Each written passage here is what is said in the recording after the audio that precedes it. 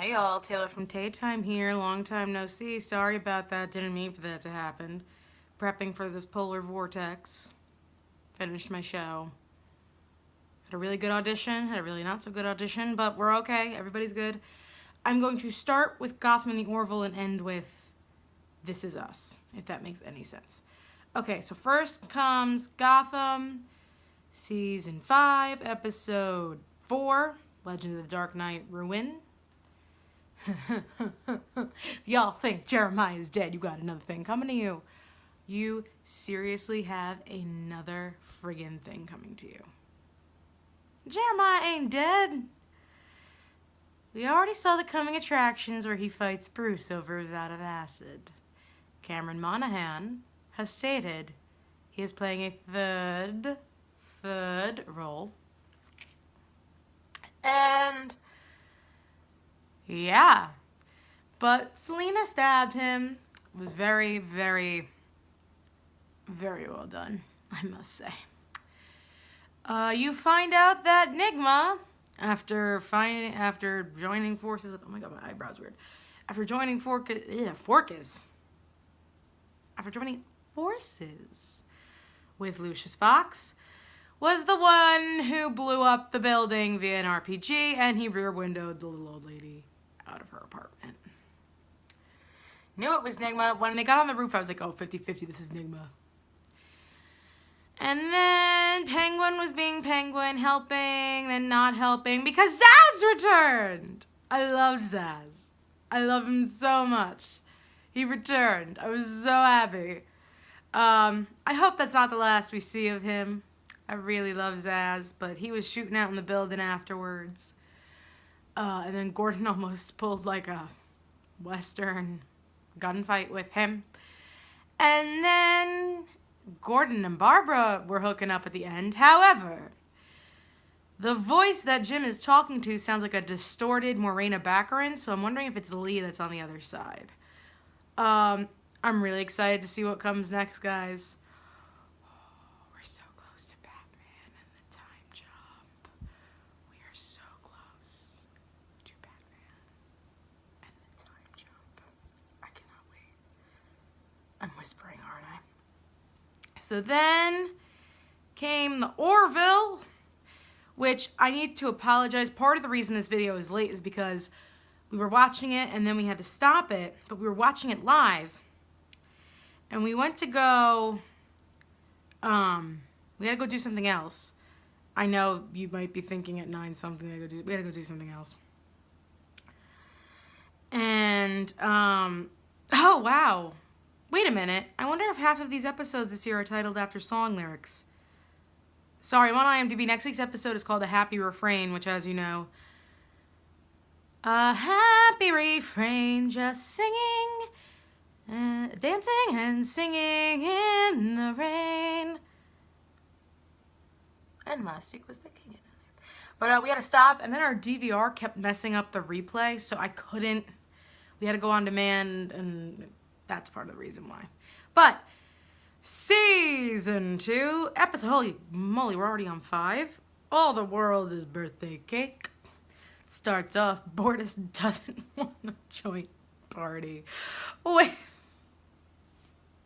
Kelly, I'm sorry. He just is so funny.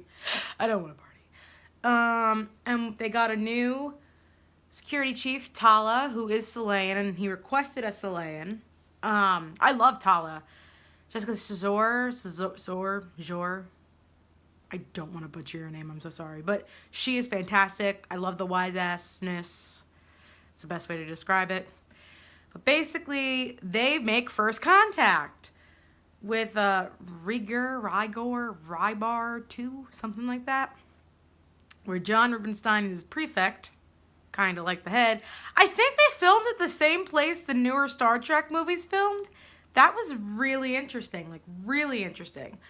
But it turns out they base their society off astrological signs, and Kelly and Bortus end up getting taken away and sent to essentially what is a concentration camp. And turns out that the Orville stays there for a month, and Kelly and everybody befriend people, and this one couple has a kid born in a different astrological sign, and that dad I'm going to punch in the face for giving up the baby. And basically the Orville comes up with a thing to make a new star because Ted Danson as Admiral Perry was like, I can't do anything. We can't, like, you got to keep doing your job. So that happened. They pretend to have a new star. They release all the, I know the newer astrological sign that was good, the Wasandan sign, but Galika, something like that. I forget. But Jilliak. There you go, Jilliak. And Kelly has the baby named after her. And her and Bortus end up having a joint party, much to Bortus' dismay.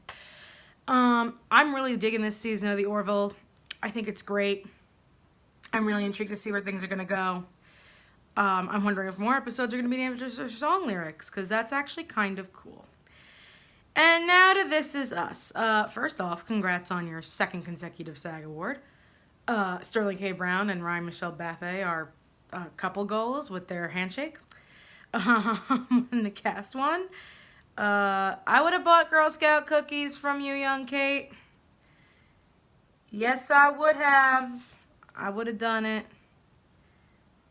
I want the title of the episode. Okay. So, before I get started, holy smokes, what episode number is this?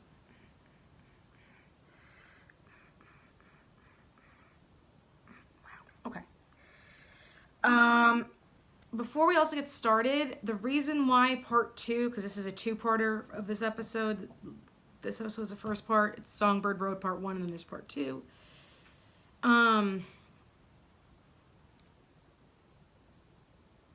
Basically, I don't know when this episode is going to air now, because it wasn't airing tonight because of what was the State of the Union, but now the State of the Union is next Tuesday. I have not seen anything on any official Twitter or Facebook or anything page. So I'll probably actually turn it on at 9 o'clock tonight and figure out what's going on. I'm really excited to see this part 2. I know, or at least I shouldn't say I know, especially after I was told I was mansplaining the industry I was in the other night. Don't even get me started. Yeah, I know I'm a female and I was told I was mansplaining. Sorry to go off on that rant, but I have a strong inkling, as do a lot of my actor friends, why they cast a separate actor to play older Nicky, and it's, I think, to show that he changed and that he is a newer man. However, I don't know, but what I do know is both actors were great. Michael Angarano did play Nicky in 1997-98, and I do know all the Nickys met. It's very well known at this point that they definitely filmed the Vietnam segment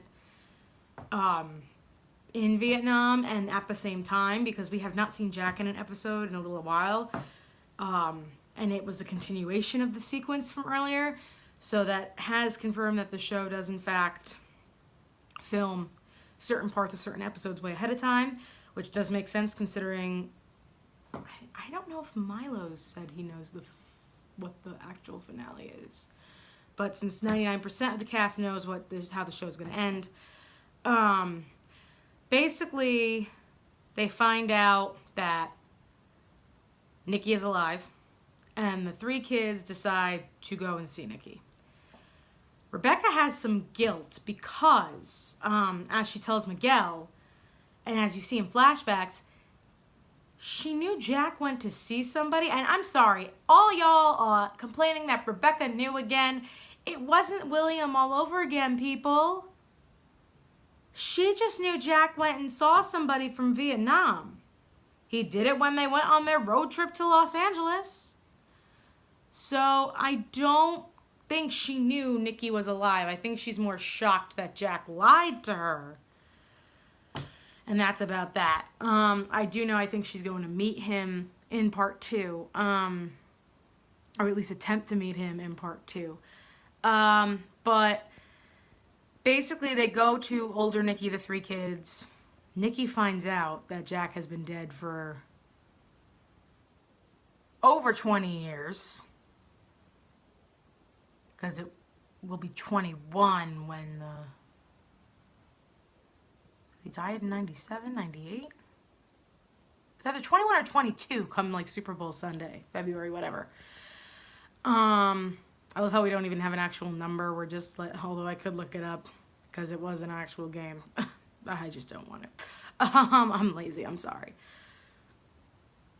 And basically, well, first off, he goes, you could tell you're all Jack's kids. Nicky, nice job lying. You saw a picture of them and the house. The house. Man, this show likes to connect a lot.